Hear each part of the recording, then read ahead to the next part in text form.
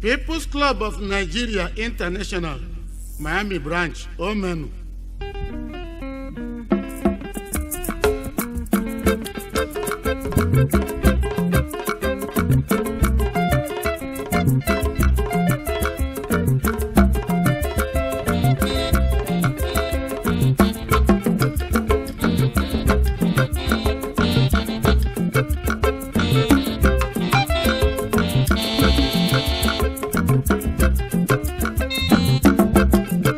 Royal Highness Igwe PC Ezenwa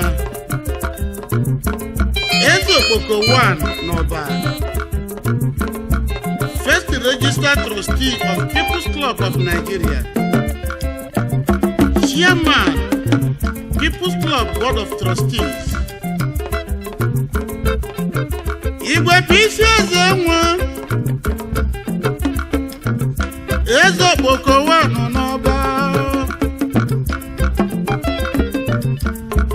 Onyamana begwu n'ubidolu ugbo ka anyị soro n'egoli.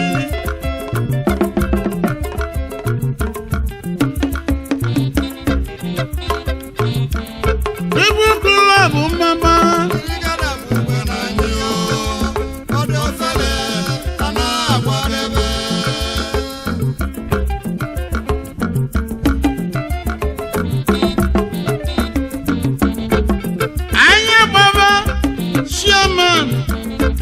Chief Dr. Mike Ebewike Awandigbo Nanyaluga Naguluzi Igbo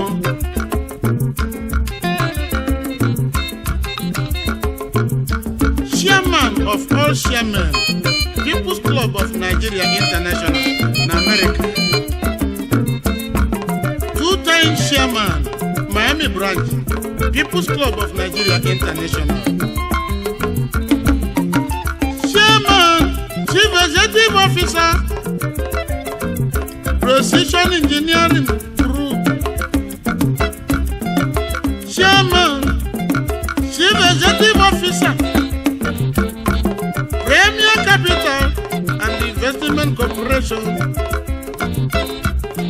Chief Executive Officer, Class Hotels, Nigeria Limited.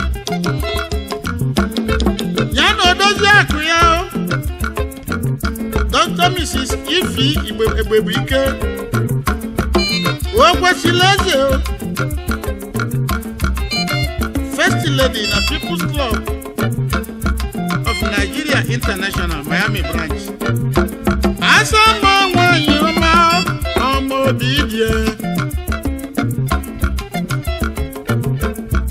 Chief Fabian Onwashu Acharugo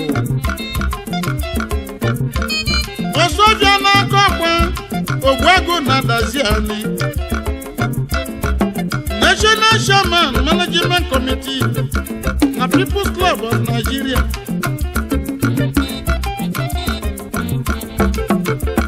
Anya Baba Dr. Osadebe Anam Odera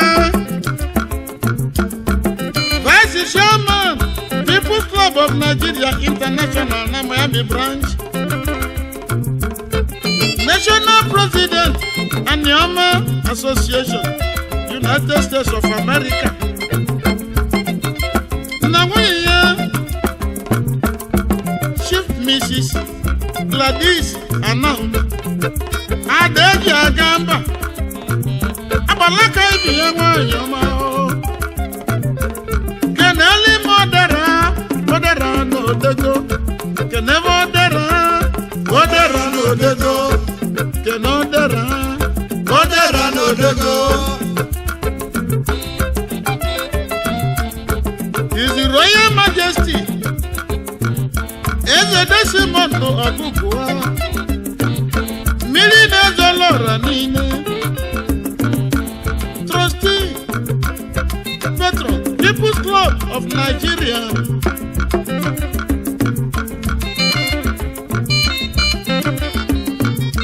Anya Baba Rafael Ono and in Nefungunango Chief American American Airlines Incorporated, Secretary, People's Club of Nigeria International na Miami branch, na lawyer Uche Chukwu no, Uche Chukwu Game Uche Die.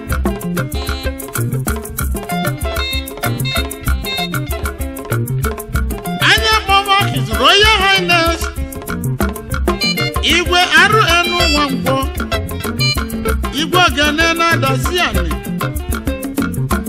Grand Patron, People's Club of Nigeria. Chief Emmanuel Udokalu Ubai, Ikenga Niano Hafia, Akajiofo Hafia, Ochikome Jogu, Chairman, Chief Executive Officer, Galaxy. Chief Executive Officer, Galaxy Group of Companies. Nala Lawyer, Rosaline Mwabwekalu Ubaye. Akaji Kanga Wanyuma.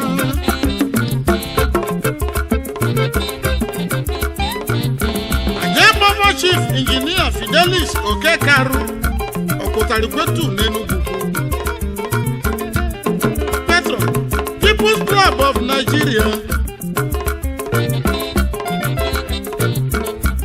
Chief Doctor Sir Emmanuel Obiesie.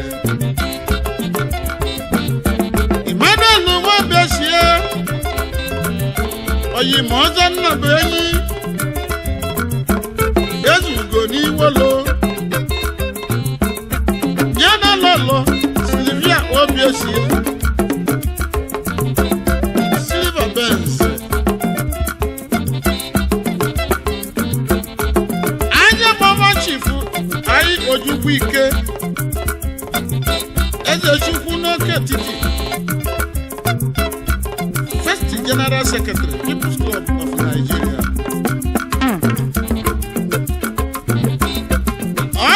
Chief Ai Ojubuike Eze Chukwu Noke Titi Onyoma Nilolelu.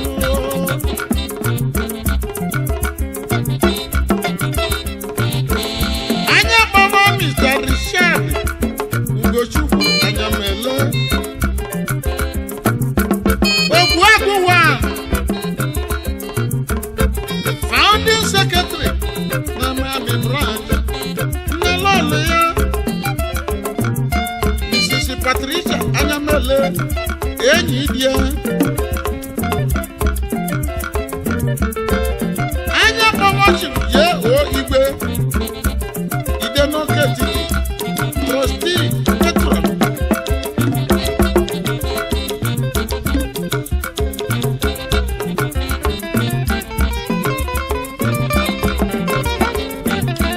Kanyi Bomi Ike Mafu na Judu Okani Eze Nwata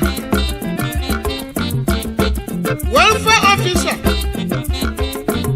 The People's Club of Nigeria International Ejibodi Obiageri Okani Eze Nwanyi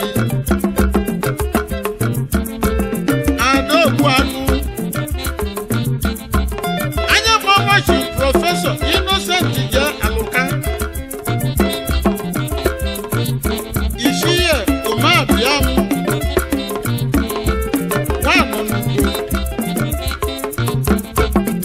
Ababaragu Nehala Chairman Emeritus Naga Western Branch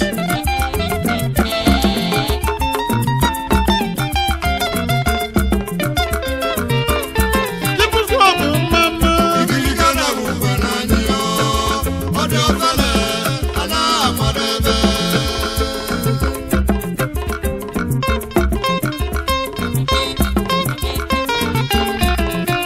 Ajinika Falota Oguris Akana Nyobu Why Hioma no Trishore Nigeria International Miami branch. Everybody see me. Of leta. Oshendo. Adadio Rama. Ubezuke. Aya Mama Chief Dr. Sergio Kilonze. Ezugonna no Joto.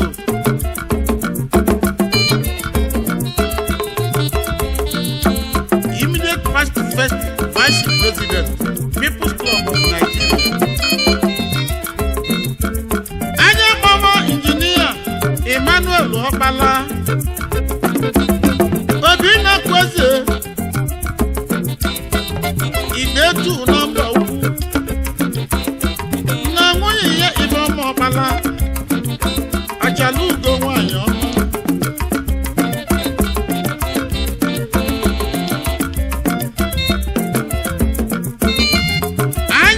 Chief enu Opala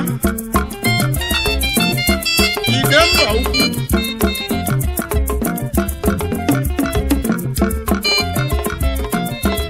Ozo Ebeyete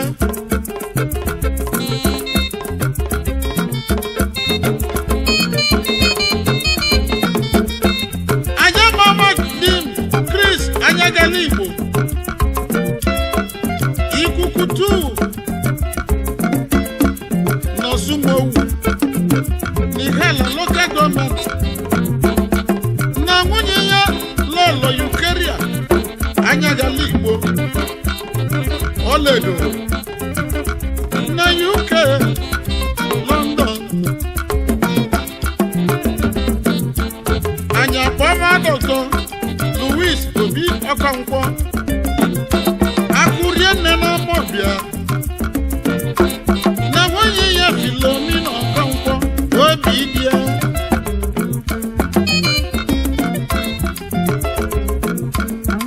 Anya Mama Jude Iba Awuchi Osuji Akara aka wanu n'ime Riawe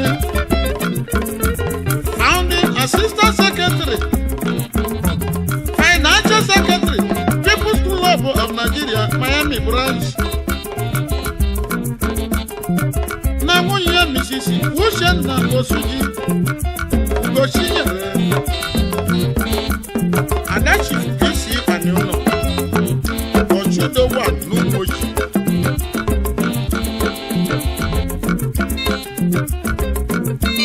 People Club Odogwo Ujena Umenanyo Odofale Ala Warebe People Club Odugbo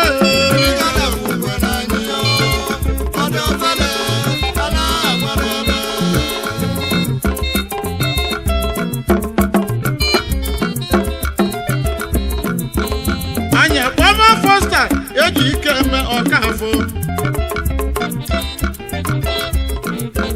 Ọba wenu nke Ekwulọbịa Second Vice Chairman People's Club of Nigeria International na Miami branch Chairman Chief Executive Officer PhD Pharmacies and the medical supplies. Na nwunye ya Adaobi Ọkafọ Mmachinyelu Adoba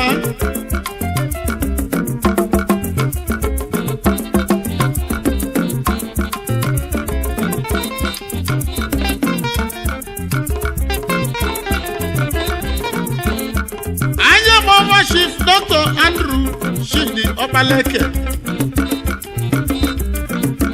Ugochukwu 1 na Messi First President Igbo Association na Tampa Bay, United States of America Omenyere ụmụ ogbenye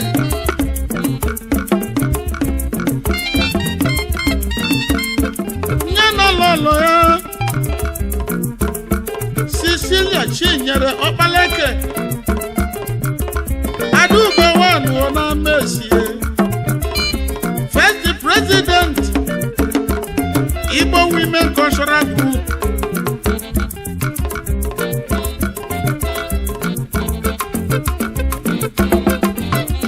Anya Mama Chief Sir Roland Obi KOC. Ejadi Ohama One Numuhi. Chairman, Chief Executive Officer Arusi Roland and the Associates. Nala Lawyer Justina Obi Esquire.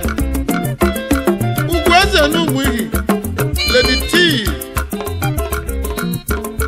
And your Baba Chief Doctor David Eze Muforo. Shinya Lugo One Izombe. Nalolo yeah. Mrs. Dr. Mrs. Letitia Adama Muforo.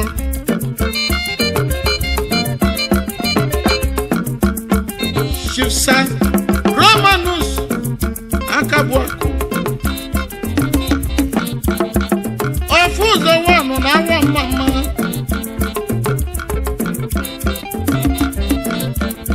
Ezigbo lọlọ ya Lady Ngozi Akabuako. Ọchịla ọzọ One na wa mama. Honorable Samuel Wigwe. Wachi na-emelụ One n'Umuchu. Ya na nwunye Mrs. Evelyn Wigwe. Ọchịọra Umuchu.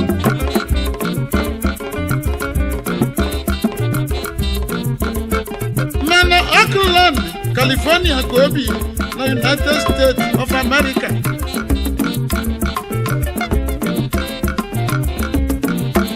Aja Baba Chief Martin Mochu. Oyama Martin Mochu. Eja na wali mone nugu. Na lolu ya Amaka Mochu. Idi ka achọrọ nwanyị ọma o.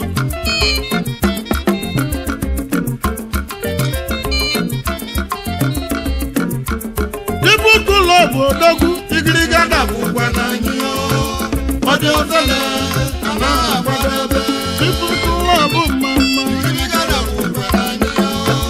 Ọ dị ọzọle a na-agbadebe.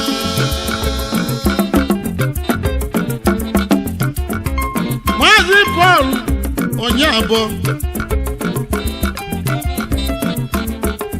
Izu ụmụnna na-agba ogbugbu Ọta mkpesukwu atọ ka o si eche na lọlụ ya nkechi onye bụ elewe.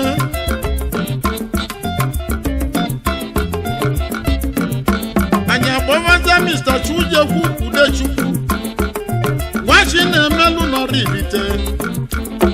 Je na odozi akụ ya Dr. Mrs. Nkoli Udechukwu. Ojugo nwanyị.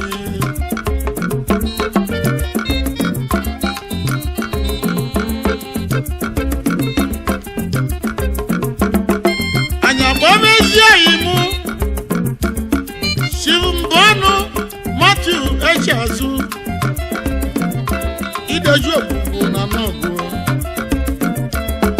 Na nwunye ya Josephine Ngozi Echazu oyiri di ya nwanyị ọma.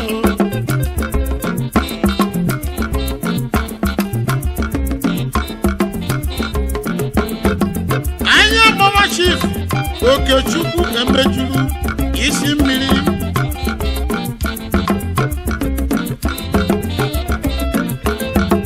Mrs. Nkiruka Bata.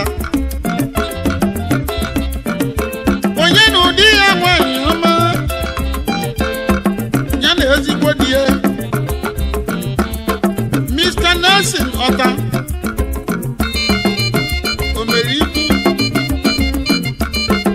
omi ihe ukwu